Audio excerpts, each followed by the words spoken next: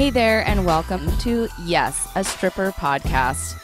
On this podcast, we'll discuss how classifying each other as people and workers is dangerous to society and marginalized groups of people. We'll also talk about the climate in and outside of the strip clubs and all of the amazing things that strippers do. And of course, we'll talk about all of the things in between. I'm your queen, A.M. Davies, and this is Yes, a Stripper podcast. Hi everyone, AMD here, aka the Queen of Sexy, here to tell you about another amazing episode. Today's guest is Glen, aka Gutterpuke. I have had the opportunity to have conversations with Glen on different occasions, and every time our conversations are at least an hour long, and they're just fascinating. We really enjoy talking with each other and getting to know each other. And I was so excited to bring him on to this episode because Glen has actually helped me understand more things about transgender people and about the language around it. Don't say it. Hi everyone, AMD, aka the Queen of Sexy, here to bring you another awesome episode of my favorite podcast. Today's guest is Glen, aka Gutterpuke. Now, Gutterpuke and I have spent some time talking to each other off the record. We have become friends over the course of quarantine, and I've learned so much from him. Well, a lot of what I've learned about it specifically is when to use the word femme and what sort of, where it belongs in the realm of language and how complicated it can be when talking about all different types of folks. So we broke that down a bit in this episode, and I think that's really important as we move through this life and navigate all of these things. There's just so much to learn, and so I'm very grateful for him for taking the time and explaining a lot of that here on this episode. And we also do get to talk about what it was like for him being born and growing up in a Christian cult, switched to stripper. So it's very interesting. We get into a bunch of stuff. We talked for a while. We had a blast. And I just know that you're going to enjoy yourself as well. And if you haven't checked out Glen's artwork yet, make sure that you follow him at Gutterpuke on Instagram because his shit is fucking bomb. And he's amazing, and you're amazing for listening and showing up every week. So go ahead and enjoy yourselves. Here he comes. Okay. Hi, everyone. Welcome back to another episode of Yes, a Stripper podcast. Today, I have a very exciting guest with me. Hello, Glen. Hey. AKA Gutterpuke. Yes. Yes, absolutely. Glen, before we get started, we have to know, what are your pronouns? My pronouns are he, him. Yep. Thank you. Thanks. Yeah, it's a tradition that we're doing here, making sure that we honor everyone's pronouns in the beginning of the show. So thank you. And so you and I actually how did we meet? Actually, we can't say how we met, so we're not going to talk about that. We're just going to keep that under wraps. It's a secret. It's a secret. But yeah, we've been talking for several months now, and it's just been such an absolute pleasure getting to know you because I was totally, I'm a huge fan of your art on Instagram. Thank you. Yeah, it's been really amazing, like getting to know you and the Soldiers of Pole folks. Like, it's just really awesome. Yeah, definitely. We it looks like you just used a double fisting dick move, which is that's like kind of a go-to move for me on stage. It like normally, like, yeah, guys, what's up? It just reminded me because it's one of like my favorite go-to moves on stage. So you just brought back so many memories. So thank you for that. Oh man. Yeah. But yeah, your art I was in awe of it. And there's a couple of us that were, when we started to like chat with you, we're like, oh my God, we're talking with Gutterpuke. Like we just thought you were so cool. When you said that, I think Selena said that she knew who I was like, oh my God, what? Yeah. I know who they are too. Yeah. So, just for those of you listening, Selena is also known as Pretty Boy Girl on Instagram, and that's who we're talking about. And they're just both incredible artists that you both like really enjoy each other's work. So, yay, love all around. Yay. It's a great time. Yeah. I have so many questions for you. And the last conversation that we had off the record was just so fascinating to me. And thank you so much for sending me that article about the term femme and femme bodies, because I was using the term incorrectly. Did I use it incorrectly all the time or most of the time when you heard me? Um, I honestly don't remember You because it don't was a remember? little while ago. Sure. Um, I definitely remember hearing it in an episode, Mm-hmm. and I think it was like the context was femme bodies, almost like, female bodies Right. a little bit. Right. And like I totally understand like the context, and it's definitely like it's so hard with English. There's not like a lot of language and nuance to like talk about things in a gender neutral way, Yeah. really. And so like with that, like I totally knew what you were talking about, like just people who are affected by misogyny and like the way that, you Yeah. know, that is manifested. And unfortunately, because of the like commodification of the word queer and the word femme, they both got capitalized on. Like you go on Dolls Kill and it's like femme bra, and I'm like, that's okay. Eye roll. Eye roll. Anything that Dolls Kill does, eye roll. Yeah. Yeah. Okay. So it gets lost in translation. Different people in the queer community and gay community feel different ways about it. Some people feel like only lesbians can identify as femme because that's the roots of the word. Hmm. And other people just think anybody who's not straight can use the word femme. Hmm. And of course, when I say that, I mean like, like the whole cis het thing. I got quite a few comments on that post I made about what femme is. Oh, you did? So was there Yeah. like back and forth in those comments about that? Yeah, there were a bunch of straight people up in my comments really mad that they couldn't call themselves femmes. Okay. Well, they can just get over themselves. Comments turned off. No freedom of speech on my page. Good night.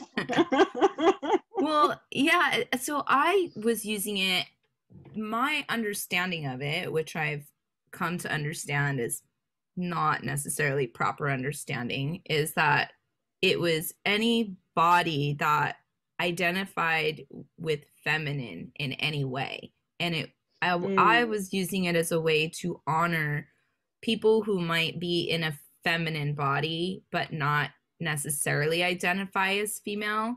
And so, because I don't like to, when I speak generally about dancers and the sexualization of bodies, typically the female body is the most sexualized by the general public. But I want to include transgender people, or uh, like for instance, or people who before they're transgender, before they go through the process, that really identify as a female but are in a male body. So Right. yeah, so that's kind of what I was leaning towards. What are your thoughts on all of that? So I think what's hard for me is like when people use the word femme, they generally include me in that, and I'm not a femme. Mm, And so that's where I have tissues, is because mainly because the word is used out of context and because I get labeled something that I'm not. right. And I think, it sounds like feminine, right? It sounds like the first part of feminine. Mm-hmm. But femme doesn't actually mean feminine in the way that we think of femininity. Okay. So like I'm trans mask, but I still, put on a full face of makeup and a wig and my stripper heels and go to work. And I'm still masked at the end of the day. And there's Right. plenty of people who are femme and they're more like butch femme or tomboy femme, something that you wouldn't think as typically feminine. And it's just, I see what it's you're, really, it's really hard to like I get it. tackle it. Sometimes it feels like there's just like no way to be 100% inclusive all the time. Like that's definitely the goal. And like one of the things that I've thought about is like, okay, well, instead of saying like this is a space for women and femmes, you can say this is a space for people affected by misogyny, or Mm, okay. this is a space for all non-men, or None. like just being more I don't know, I guess more specific in a way. It's kind of like you don't say BIPOC for everything. It's like Right. you don't say queer for everything, gay for everything, femme for everything. And I think what it really gets down to uh, is that there's still this like coding in our society where we see somebody and we put them in our binary. Are they Mm-hmm. a boy? Are they a girl? And so then you want to quantify that with language. It's like, it's kind of like when people were like, oh, I have a boyfriend. And then you meet them and it's a trans dude and you're like, oh. And it's just this interesting thing that like I think we're all unlearning because it's just like so prevalent in our society. Like you are a boy or you are a girl, or even if, you know, in the whole broad spectrum of gender identities, um, you still experience that internally and externally in the world. Yeah. Well, I was looking at your videos today on Instagram, and you do wear like amazing tiny bikinis and really tall thigh-high boots.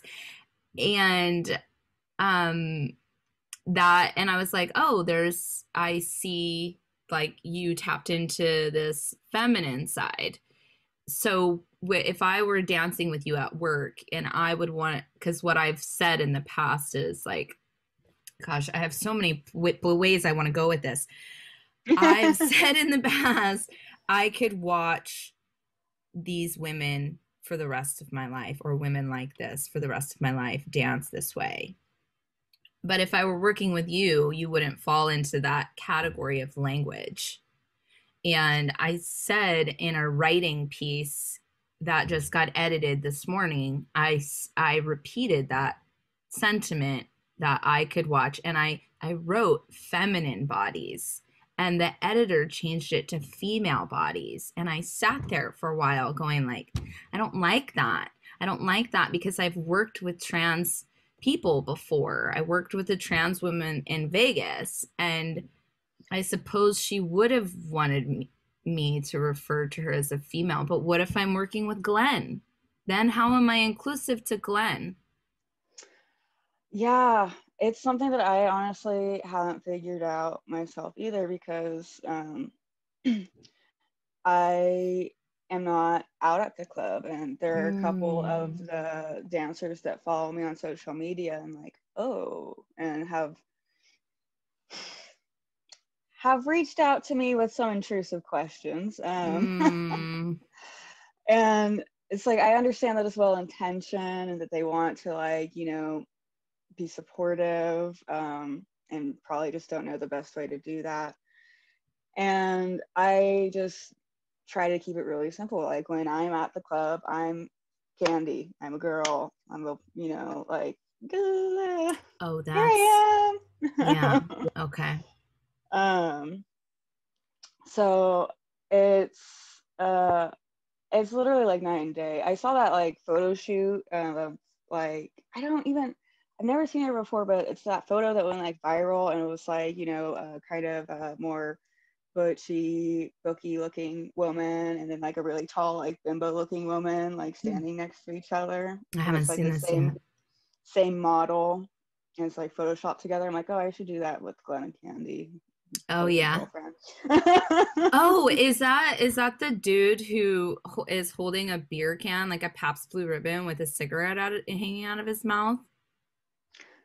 Okay, No. so there, just to fill in the blank, there is this image of a man, and it's like, this was me before, I realized that I really wanted to be a woman on the outside, and it's the same person, similar to what you're talking about, in two totally different looks.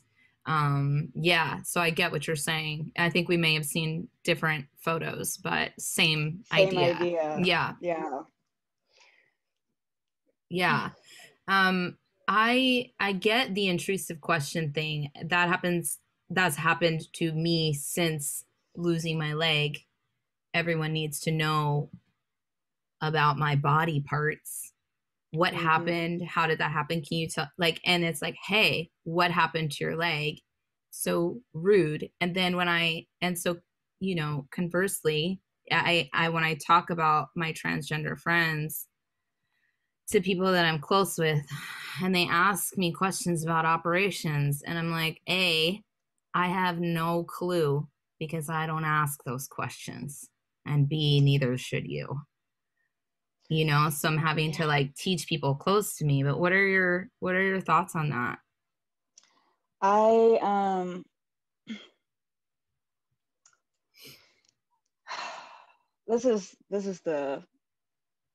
this is where it gets complicated because my like bipolar comes into play. So it really depends on the day and the person like asking Sure. me Mm-hmm. how I'm going to respond. Mm-hmm. And I had somebody reach out to me, and she's so nice. She's like such a wonderful person. And I know that she wasn't trying to be intrusive whatsoever. She was trying to be supportive and just be like, I love you. But Yeah. with that came the bottom surgery questions. Mm. And, you know, I just kind of, I don't know, wiggled my way through that because I didn't really want to be like, the fuck? Why you asking about my glizzy? What's going on? I've never heard Why that you want to word. know? Glizzy? Is that what you just Yes, called it? yeah, my dick. I love that word. Thank Isn't it you. great? It's so fun. Yeah. There's so Okay. many great words. There's glizzy, bussy. I can keep Bussy. going. The Wow. bussy. Love it. Okay, keep going. Didn't mean to interrupt you. I was just amazed. No, no.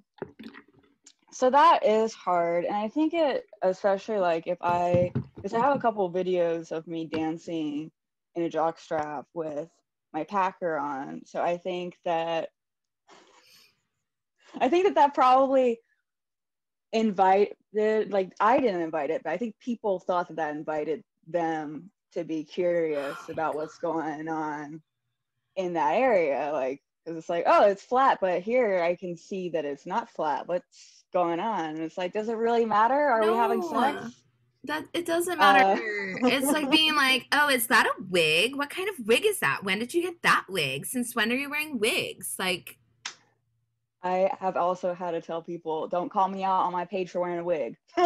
right. Like, why is it everyone else's business what is going on with our bodies? As a society, I feel like everyone feels entitled to understand and know and have the details on what's going on with other people's bodies.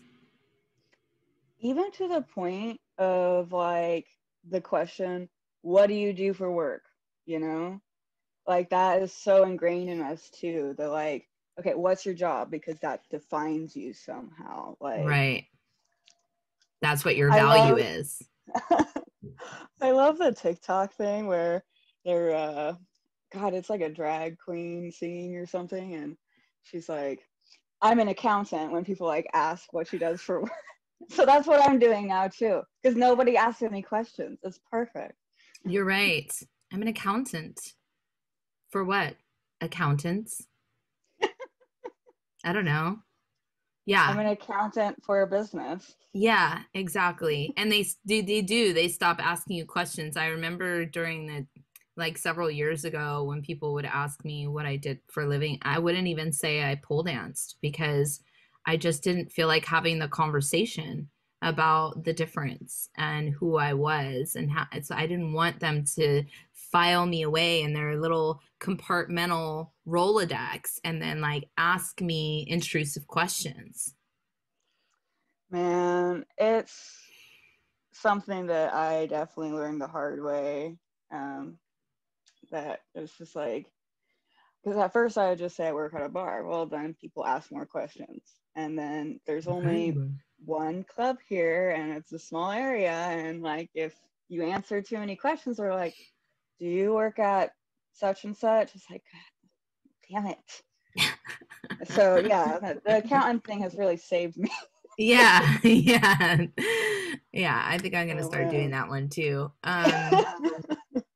Yeah, so can we talk about your beginnings as a human in the world? You had mentioned to me that you were in, and I'm gonna fuck up this pronunciation, an Extian cult. Yeah, Did I I say say that right? ex-gen instead of Christian because I'm so lazy. Oh, got it. So, okay, I did Google that and I found some articles, but there were like several different options. So is Extian is like the formal abbreviation of Christian? I'm not sure. Okay. Somehow I picked up that slang. It's kind of like Xmas instead of Right. Christmas. Yeah, that So it's makes like sense. Oh the yeah, yeah, I X get it. stands for Christ kind of thing. Totally. I get that now. Okay, that makes sense. So when I Googled it, like the things did pop up. So it must be, yeah. So you were in a Christian cult when you were younger. Do you remember any of that? Oh yeah, it was so Really? weird, man. Yeah. Yeah. So my parents are still in that cult. Oh, okay. Um, so where do I start? Let's see here. The cult's called the International Church of Christ. Sometimes they refer to themselves as the One True Church. Oh, It's a Christian mind control cult, and it was started in wow. Boston. And my mom and her mom were original members of that first church. Wow. And I think it was a guy named Kit McKean that founded the church. And what he did was he got like a bunch of like college preachers, or it was a long time ago that I read the history. So let's see how much I can remember about it. Okay. But got a bunch of young people, like college things, college peoples, and basically they would like invite other people to come for like a group thing. And I don't think that they would explicitly say it's like a Bible study, but it would like turn into that. And you know, it's a evangelical Christian thing, Mm, so you gotta pull people in, you gotta save people, because this is the only way to get to heaven, through the ICOC. And right. so anyways, what ends up happening with the ICOC is that you get alienated from your friends and your family and anybody who doesn't want to be saved. Right. And if you get deep enough in it, like any cult, it can feel like there's no way out. I have nothing. Like, there Right. were people who committed suicide. Shit. There's a young woman who committed suicide, and just she was just so alienated from her family, from her friends. She didn't feel like she was, you know, keeping up with the teachings. She Dang. didn't, you know, it's this weird mentality where you just like get stuck in it and you don't see a way out, and you're like, Yeah. I have to do this, and maybe that will work, and maybe I'll, you know. Right. So I didn't really know it was a cult because I didn't really have friends outside the church very much. Like, the only thing that really saved me from like, you know, getting sucked into that is that my parents couldn't afford to send me to private Christian school. Oh, was that So like mandatory for y'all? um most people in the ICOC were pretty freaking privileged. Got it. It's a Right. big mega church. Mm. A lot of the kids went to like private Christian schools and stuff. Yeah. But I always went to public school, so I was around secular people, and I was like, wait, you guys are like a lot different. There's something going Mm. on. Right. But yeah, so apparently, dad, when he used to come visit grandma, who I live with now, Mm. um, the church would call like every hour because he was with his mom who wasn't saved. And every hour they would pray over him. Like, so creepy. Yeah. So creepy. They reason my parents got married is because the thing that the ICOC does is that they create different Bibles groups, and one of them is the singles Bible group. So the church throws all the singles together and it's like, get married, have Mm. babies, do Jesus things. So that's how my parents got married. They were basically a church ordained couple. Wow. um, and the thing about the ICOC is that there's like basically a church in every state or big city because it blew up. It got really big. Wow. Was what I didn't realize was when my mom's mom died and I was at her memorial service, is that my mom's mom actually helped found the Houston chapter of the International Church of Christ. So by that point, I'd already realized, like, oh, so this is what happened. I grew up in a cult. It was really, really messed up. I'm getting more information, more information. I'm like, and I'm basically cult royalty too. My mom was in the original church. Her mom helped found another church. Okay, all right. You're a cult.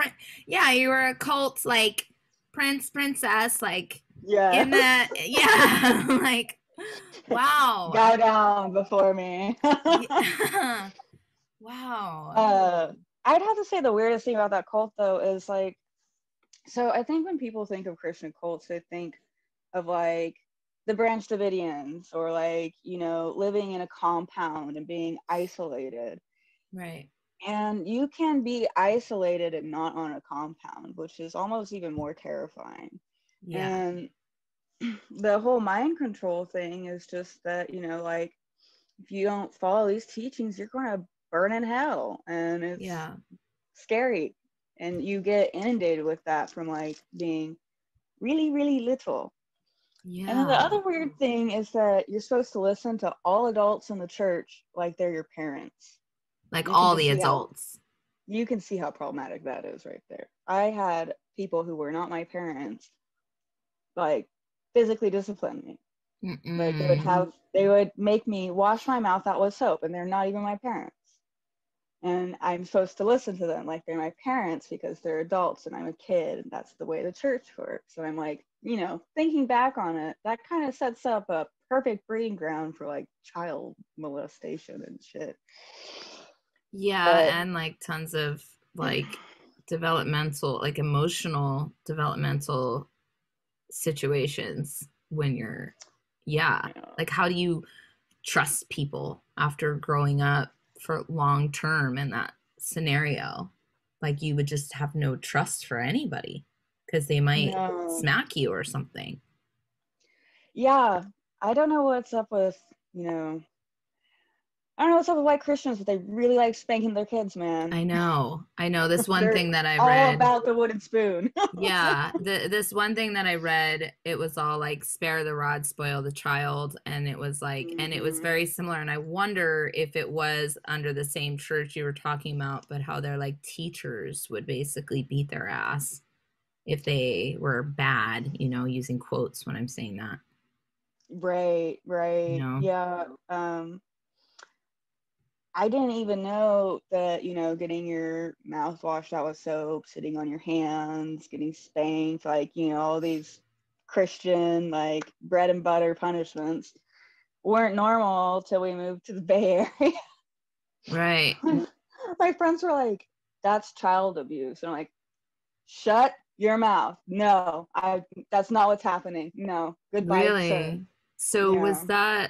was there a period of transition that you had to like come to terms with what reality is outside of the cult? Was that like an experience? That was Yeah. because I was so isolated. Like my mom was really freaking obsessive about knowing where I was like at all times. And it Mm-hmm. wasn't till like after I graduated high school, got my license, that I just was like, peace. Peace And was out. I would Yeah. literally just spend all day like in the city not doing anything, just to like not be at home, and just like sit at like the coffee shop that all my friends visited and just hope that somebody like would walk by so I could hang out with them. Yeah. Um Dang. and that was a like it was a difficult transition because like right, I stopped going to church when I figured out my parents couldn't spank me anymore. So that was Mm. around 16. Mm-hmm. And then about a year or two later, I graduated high school, and then I moved out into a trailer. And so, like, right around that time where I'm supposed to be, like, setting up independence and, like, I don't know, worldview, get on my own 2 feet, Yeah. just like a bunch of stuff happened. So I really didn't get to process that I had grown up to a cult until about like 2 years ago, Wow. because there was just back to back to back to back bad things happening through that whole time. So like basically from 17 24, I was just dealing with so much shit that like that was not even on my radar. And I Sure. didn't even realize like, wow, I still have deprogramming to do Mm. until last year. And it's weird because it's like with that sort of like puritanical background, and then like adding that to like also being like a stripper or in sex work, it's very strange because I still have so many holdups about sex. Sure. Like I can't even listen to like other people having sex without being like, I should leave now. Should give y'all some privacy. Yeah. But what I found interesting is that like in being like a stripper, it kind of like gives you a space to like just do that, and it's like, I don't know, it's encouraged, it's strongly encouraged to be very sexual. Yeah, which is like the opposite of what you were born and raised with because you were born Yeah. into this cult, right? Because that's how your parents met. Yeah. Yes, absolutely. So would you say that, I mean, is it possible that stripping and sex work like helped you heal the like what the cult did as far as damaging your feelings around sex in general? Would you say that it was like assisted you in overcoming certain things? I think that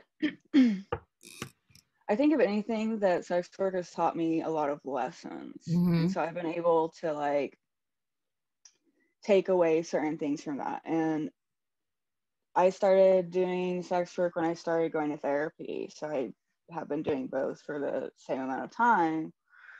And I when I moved here, I had no boundaries. I was just like an open, like bleeding wound. I had so much going on. And sex work really taught me a lot about boundaries, about like standing up for yourself, about my own like self-worth as a person. So like that, comboed with talk therapy has definitely like really restored my confidence just in myself as a person. Like I'm cool. Like Glen's cool. I can be me, and that's fine. And Mm-hmm. I'm worthwhile just being me. And like that was a big deal. Yeah. I love that. That's really nice. You grew up in a Christian cult where I'm assuming that because in most Christianity, being gay is or being not identifying as cis is like not chill with those people. So was that difficult for you to be raised in this atmosphere? Yeah, it Is that was. is that okay to talk about? Yeah. Um, Because I think there's plenty of people.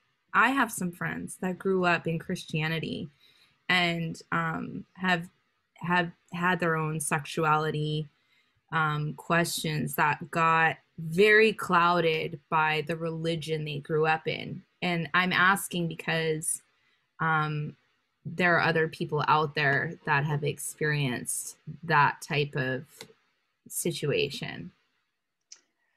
it's super heartbreaking Sure. because I'm right on the cusp, right? Like, so the generation underneath me, what is that, Gen Z?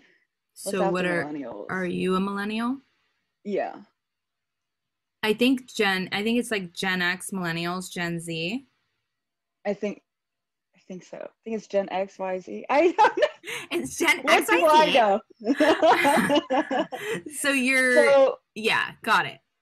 so the people who were born like 2000s and after, I don't think that they're going to have the same like experience because with me, gay conversion camps was still a big thing. Okay.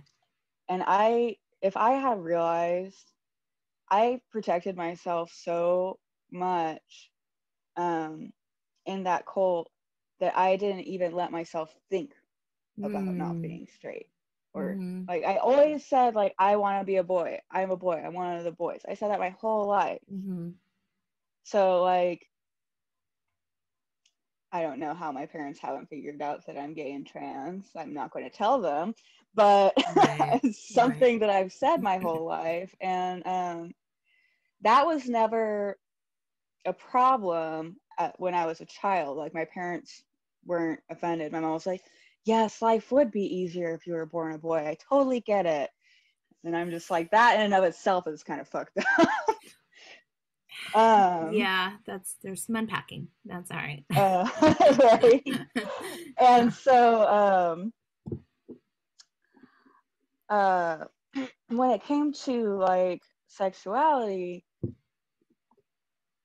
around the time that like I probably started realizing like I am not just straight, um, is around the time that Prop 8 was a thing in California. Mm-hmm.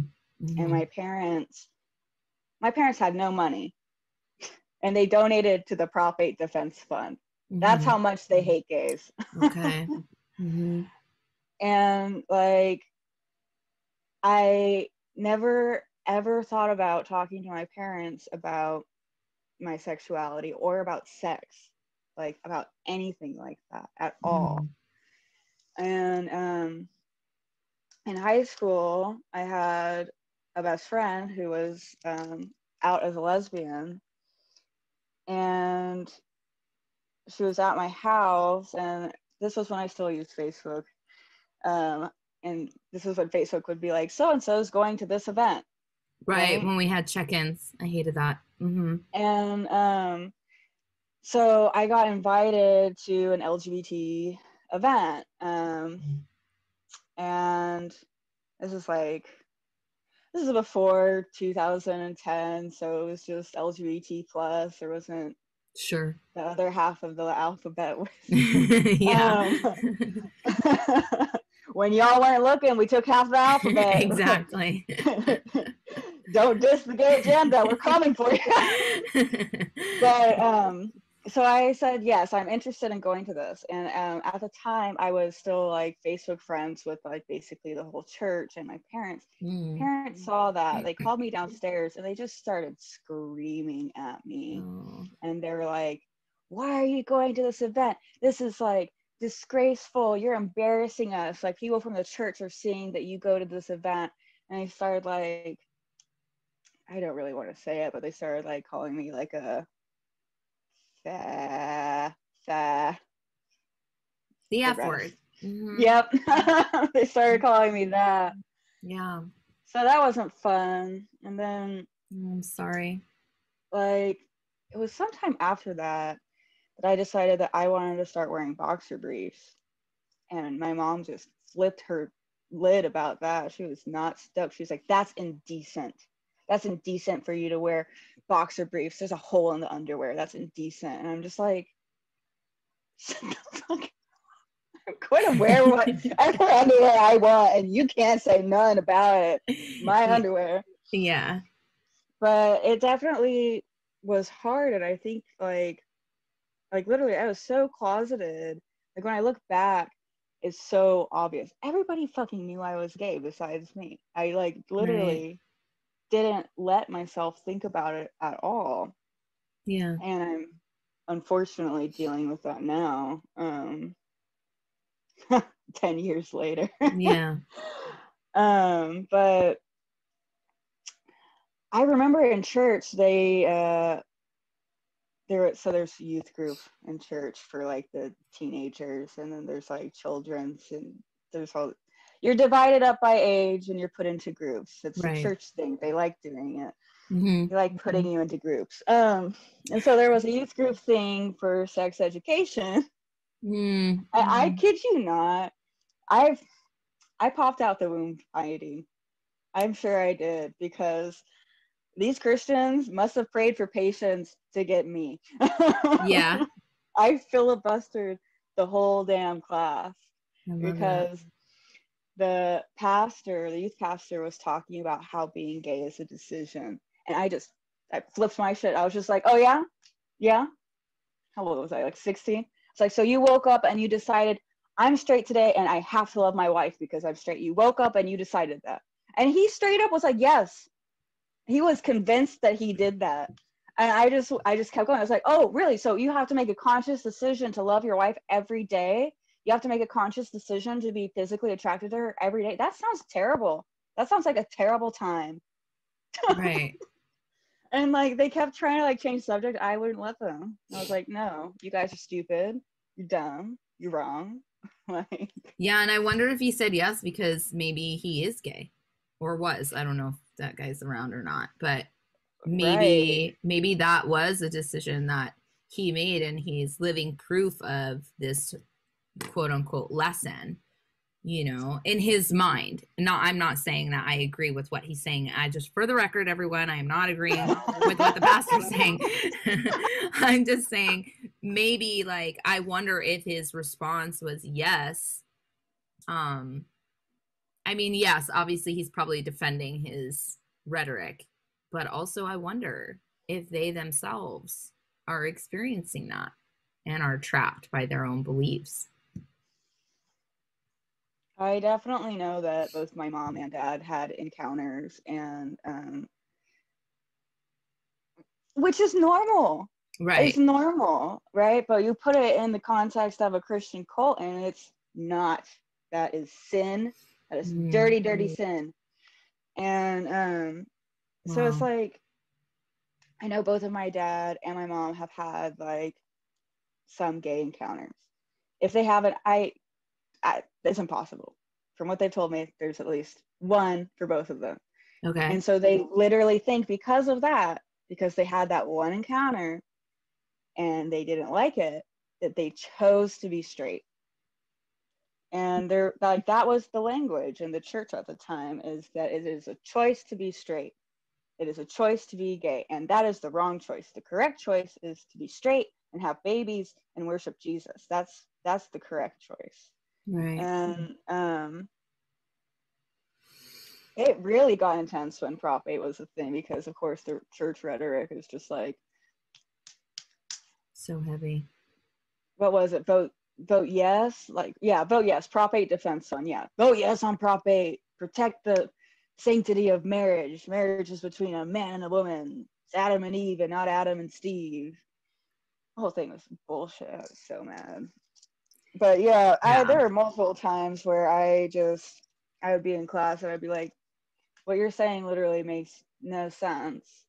It's not rooted in the Bible. I don't know what literature you're talking about. Yeah, it's not They very have. often that they're questioned. You know, I actually is similar to you because my parents forced me to go to Roman Catholic church and I got first communion, but not confirmed. There was no time to get me confirmed because I boycotted the church at 10 years old because similar to you, I was like, this is all Yes. bullshit. How in the flirk does a man with his hands go, okay, part this big ass piece of water right here so we all can walk through it for several hours? I'm like, y'all are teaching me science in this same exact school because our CCD on Sundays was at my same school that I went to. I'm like, you're teaching me science Monday through Friday, and then you teach me this bullshit on Sunday. Like something doesn't add up, and I'm not with any of it. And I boycotted the church wholly because of that. And also, I had a real problem with y'all making me wake up hella early Monday through Friday going to school, and then you making me wake up fucking on Sunday on my goddamn day off. Yeah, I couldn't take it anymore. I was like, I go to school and I'm falling asleep in school because I'm so tired already. I am a teenager. My body is growing at the speed of light. You want me to wake up at 7 a.m. on Sunday? The worst part That's was is that yeah. they had church more than once a week. There was church on Wednesdays too. No, no to all of that. So, quick question before we move on. Have you seen Leah Remini's series on Scientology? No, but I have, it's interesting. I've listened to like a three-parter, I think it was last podcast on the left that like explained the whole Scientology thing. That shit was whack. Yeah. Oh Eh, my God. Yeah. And I could totally see how it happens too. Yeah. And then there's one episode where she covers Jehovah's Witnesses as well in one episode because there's so much similarities. And I did never knew to what degree, like I didn't really know what Jehovah's Witnesses were other than they were people that came and knock on your door. But I didn't like I never knew like Yeah. what they practice or what they really believe. I guess I had an inkling that they don't celebrate holidays, but to me that's not really weird because I don't celebrate holidays or my birthday. The thing that was weird to me was when I met a Jehovah's Witness when I was in middle school. And I heard it was her birthday. I was like, oh my God, happy birthday, blah, blah, blah. She was like, no, no, no, no, no, I don't celebrate my birthday. I was just like, Right. I'd never heard of that before. Yeah. Yeah, and the only reason I celebrate my birthday is to what's the word I'm looking for? Exploit it and myself to make to make extra money, Yeah. literally. So that's how you can tell I've fallen on hard times is when I'm talking about my birthday. When things are great, I don't acknowledge it. It's not my thing. It's not that I'm afraid of my birthday. I'm fine with telling people how old I am. I just don't feel like it. I think it's silly. That's my own personal belief. I don't judge anybody for celebrating their birthday. Yeah. Hey, I just really want to acknowledge you for sharing all of this because I recognize that some of this is maybe not stuff that you share super freely. And, so thank you for sharing that. Thank you for opening up the dialogue. There's not really like a lot of context. It's not like, hey, nice to meet you. I'm Glen. I grew up in a Christian cult. So how are you doing? I mean, Yeah, sometimes it's a fun, like, party conversation, but right. Yeah. And only for so long. yeah, totally. And it gets a little dark. But there's so many sex workers out there, and then people maybe who want to be sex workers and who have struggled with their religious upbringing and what that means for them. And so I Mhm. just, it's so I just see you as such a courageous person for just continuing to stand up for what felt right to you and what felt good. So it's just so important that people feel empowered to do that. It has been a wild ride, and Yeah. it's not fruitless, to be honest. Like, I Right. used to have screaming matches with my parents about the gay agenda. Yeah. Yeah. Because, like, some of the rhetoric that they had was awful. My parents literally told me that gays are sexual predators trying to recruit Oh, you into their alternative lifestyle. My dad told me that a attractive lesbian is a waste of a woman. Um, oh. like a whole bunch of shit. And recently, uh, oh shit, not recently.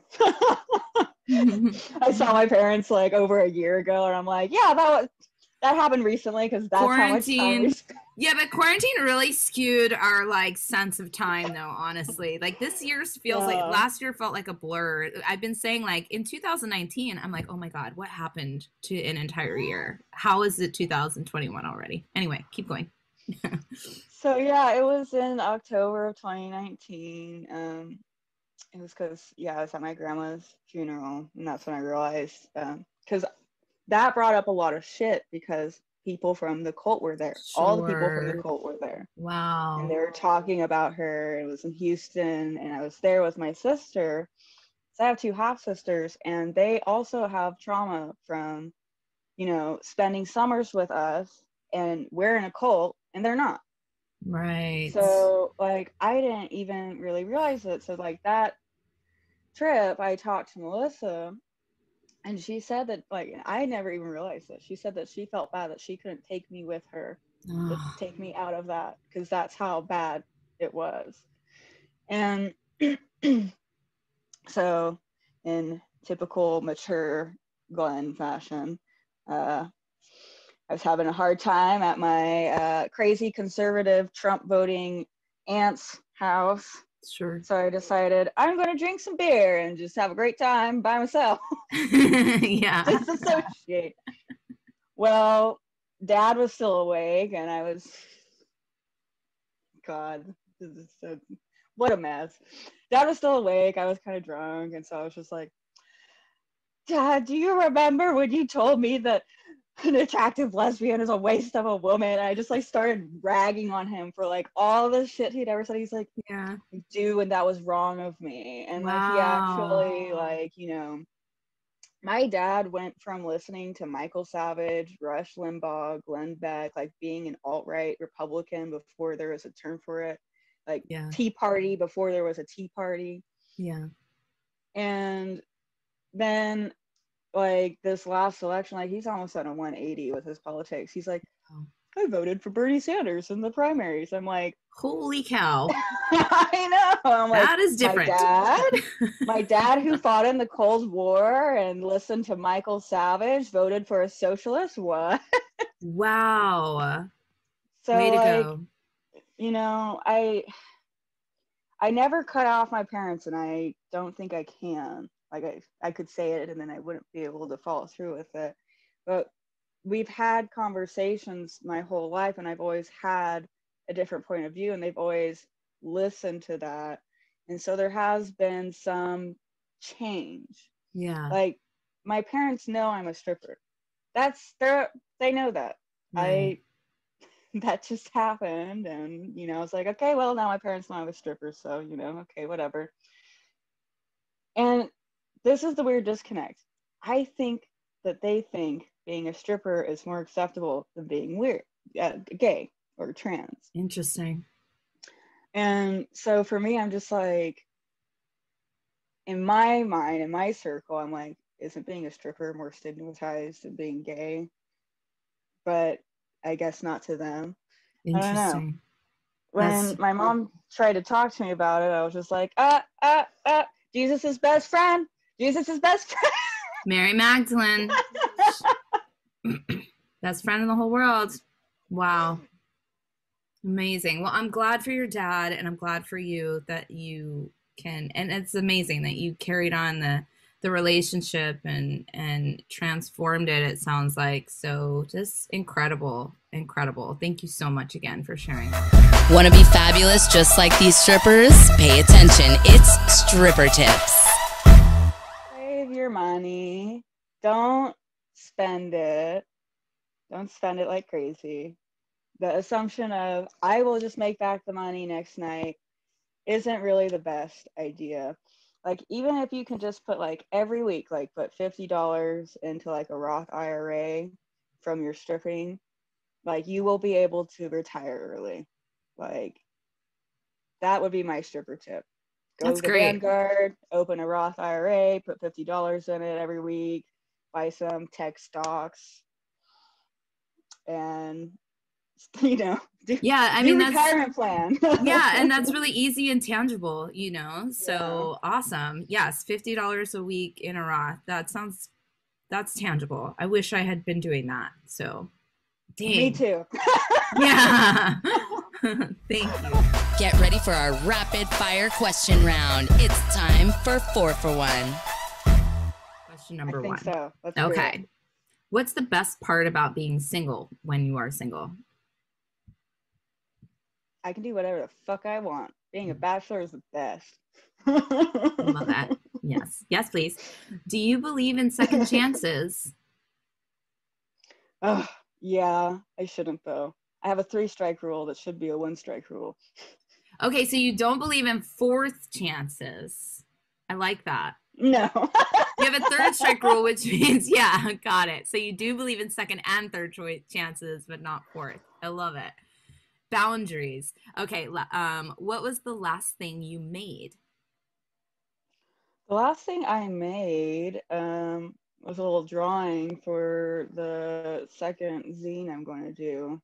I drew like I feel like there's 2 classic stripper heels. There's the sandal without the ankle strap, and there's the sandal with the 2 straps. Yes. And so I was drawing the sandal with the 2 straps because one of the dancers at our club here, she has always been wearing them, and she's been working there for a very long time. I'm like, that's just OG. We gotta It's get so the OG. heel up and I out. used to wear those too in the nude strip clubs. Yes. So OG. Last one. What are your thoughts on the finest fast food chain called Taco Bell? Oh my God. That's the only place that's open when the club closes. So I swear to God, every stripper after the club closes is in that Taco Bell line at like 2:30 in the morning. That's hilarious. They must know all of us. They must know because, we're driving through full face of makeup. Like, they have to with all your cash. Oh my gosh. Let me get it out of my money bag. Just like yeah. all these crumpled up ones. Yeah, I have been caught by Taco Bell more than once. Amazing. I'm starving. I would actually have Taco Bell right now. Okay, so this has been so eye-opening and informative and interesting, and we need everyone to follow you now. So where should they go to follow you and learn more about you? So my main account that I'm using is The Real Gutterpuke, and it's just spelled the way the words are spelled. Yeah. The Real Gutterpuke. And then my other one is just Gutterpuke. That's my art page / backup for whatever. Yeah, I know. You never know. My other account gets deleted because I won't stop wearing tiny bikinis. Man, they're so cute though. They're so cute. I love them. I know. Well, thank you again so much for joining with us and sharing everything. And I hope that there's people out there that can learn and feel empowered from this conversation. So thank you. Yeah, I definitely hope that, like, if anybody still feels like stuck in that type of like puritanical like environment, that they can be encouraged that like there are different ways to exist. Yeah. And it takes time to find your footing, but yeah, it's out there. Yeah.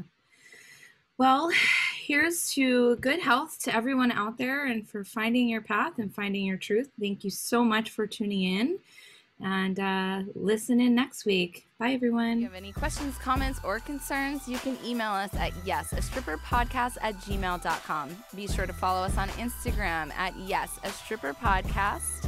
And you can catch the show on YouTube, Spotify, SoundCloud, anywhere that you can find podcasts. We hope you tune in next week. I've been your host, A.M. Davies. See you soon.